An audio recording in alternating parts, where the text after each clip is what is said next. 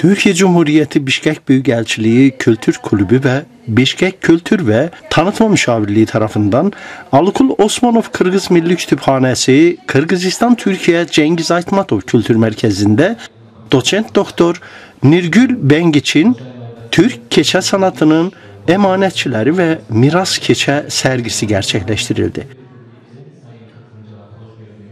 Konferansta Kültür ve Tanıtma Müşaviri Doçent Doktor Nuri Şimşekler ve diğer konuşmacılar Türk keçe sanatının tarihini anlattılar.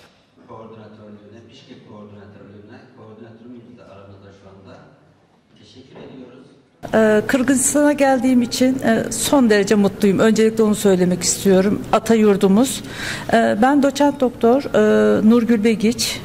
Yaklaşık 23 yıldan beri keçe sanatıyla uğraşıyorum. Ustam Mehmet Girgiç'ti.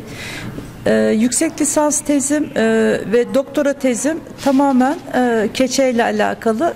2 tane kitabım var keçeyle ve şu anda bütün Türkiye'deki geleneksel keçe ustalarının haritalarını çıkardım.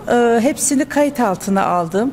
Buraya getirdiğim keçelerde gelenekselin yanı sıra biraz daha akademisyen olduğum için sanatsal olanlara ağırlık verdim. İşlerin çoğu yaklaşık 2 aydan beri yaptığım.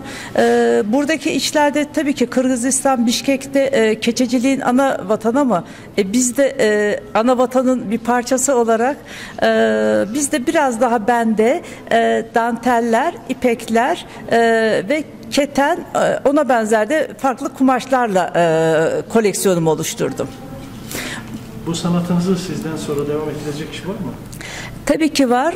Akademisyen olduğum için ben Türkiye'deki ilk 2000'li yıllarda Konya Selçuk Üniversitesi'nde keçe atölyesini kurdum üniversite bazında ve yüzlerce öğrenci yetiştirdim. Şu anda da Çankırı Karatekin Moda ve Tekstil Tasarım Bölüm Başkanıyım ve orada da keçe atölyemizi kurduk ve herhalde binlerce öğrenci yetiştirmişimdir diye düşünüyorum. Yurt dışına ilk defa mı açılıyor? Hayır, başta Amerika olmak üzere Amerika, İrlanda, Almanya, Belçika, Umman, yani ben Kültür Bakanlığı sanatçısıyım aynı zamanda. Şimdi yerleri bile hatırlayamadım. Dünyanın pek çok yerini gezdim. Nasipte en son Kırgızistan'mış en çok istediğim yer.